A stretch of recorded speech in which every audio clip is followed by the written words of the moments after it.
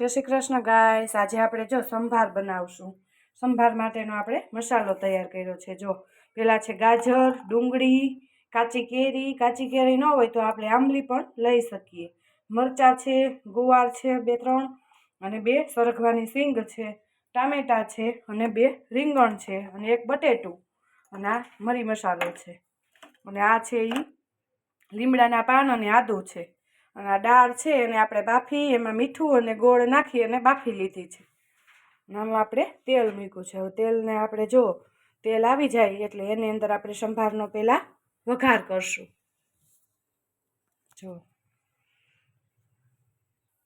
જો તેલ આવી ગયું છે।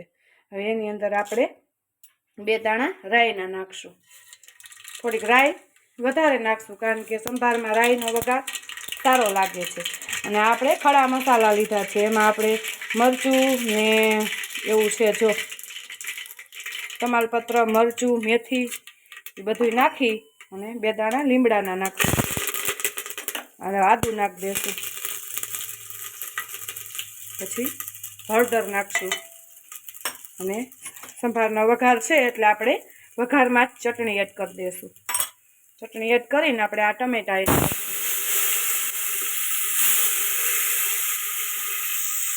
તે જલાવી લેશું।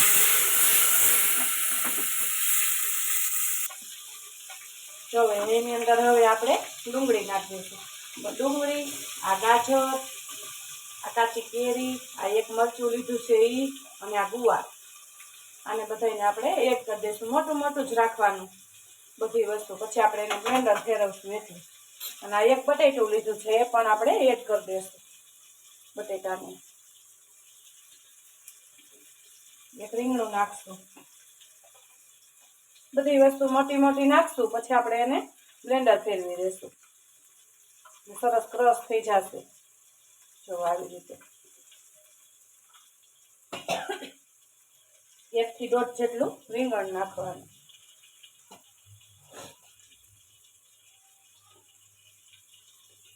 પછી સેજ હલાવી લઈશું। હવે એની અંદર આપણે હળદર નાખશું અને સ્વાદ અનુસાર મીઠું નાખશું। તમે જેટલું દાળમાં પણ મીઠું નાખ્યું હોય એટલે માપે નાખો। પછી હલાવી લેશું પાછું એકવાર।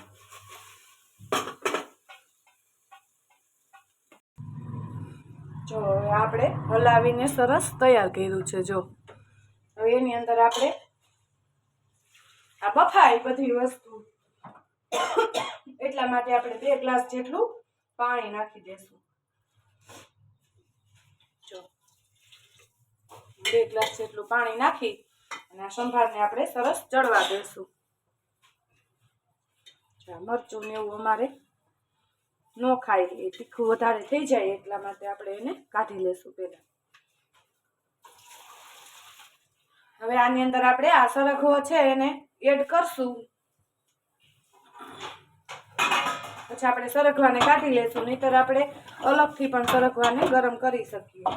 આપણે આની અંદર જ આજે નાખી દીધો છે। હવે આને આપણે 1 સીટી થવા દેશું। 1 સીટી થઈ જાય એટલે આપણા આ સંભાર છે એ તૈયાર થઈ જશે। પછી આપણે એને દાળમાં ઉમેરી દેશું।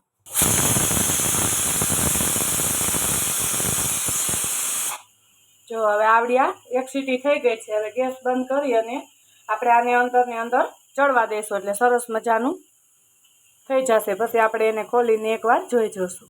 જો આપણો તૈયાર થઈ ગયું છે આવડું આ શાક આપણે બાફ્યું, એમાં ગાજર, ટમેટું, મરચું, ડુંગળી એ બધું સરસ મજાનું બફાઈ ગયું છે। એમાં આપણે 1/2 ગ્લાસ જેટલું પાણી નાખ્યું અને સરગવાની સિંગ અને ગુવાર અને ખડા મસાલા બધા કાઢી લીધા છે। હવે આને આપણે બ્લેન્ડર ફેરવી દેશું।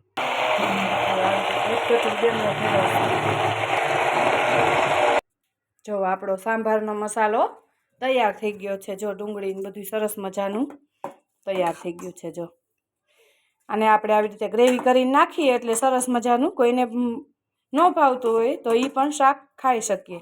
અને હવે આ દાળ છે એને પણ આપણે આની અંદર એડ કરી દઈશું। દાળને આપણે બ્લેન્ડર નથી ફેરવવાનું એટલે થોડુંક મસાલો ઘાટો રહે। જો આ સંભાર આપણો રેડી થઈ ગયો છે. હવે આપણે આને વઘાર કાંઈ પણ નહીં કરવાનું. હવે ધીમા ગેસે આને સંભારને ઉકળવા દેવાનો. જો આની અંદર આપણે બાફવામાં પણ ગોળ નાખ્યો હતો અને આ સરગવાની સિંગ છે એને પણ આપણે એડ કરશું. પહેલાં આપણે થોડોક સંભારનો મસાલો એડ કરી દઈશું એટલે ટેસ્ટ બમણો થઈ જાય. હલાવી લેશું એકવાર.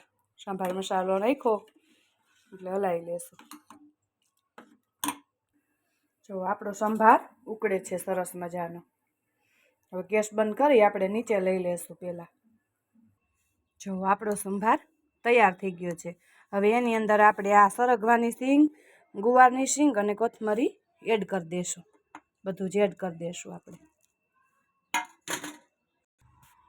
જો સરસ મજાનું એડ કરી અને એકવાર હલાવી લેશું. આપણે કેરીની કટકી નાખી છે કાચી કેરીની, એટલે આપણે હવે આની અંદર લીંબુની જરૂર નથી. જો કોથમરી પણ ધાણા ભાજી પણ આપણે એડ કરી દીધી છે. હવે આને આપણે ઇડલી સાથે ગરમ સર્વ કરશું. જો તો તૈયાર છે આપણો ગરમા ગરમ સંભાર. હજી આ થોડીક વાર પડ્યો રહેશે એટલે સરસ ઘાટો પણ થઈ જશે. આપણે ઇડલી હારે ખાવો છે એટલે થોડોક આછો રાખ્યો છે. જો આની અંદર આપણે કચરું પણ કાંઈ નહીં આવે સરગવા સિવાય. ડુંગળી ને મરચું ને એ બધું આની અંદર સરસ ગ્રેવી થઈ ગઈ છે એટલે આની અંદર કાંઈ પણ આપણે આવશે નહીં. જો તૈયાર છે આપણો સંભાર. Bye bye. જય શ્રી કૃષ્ણ.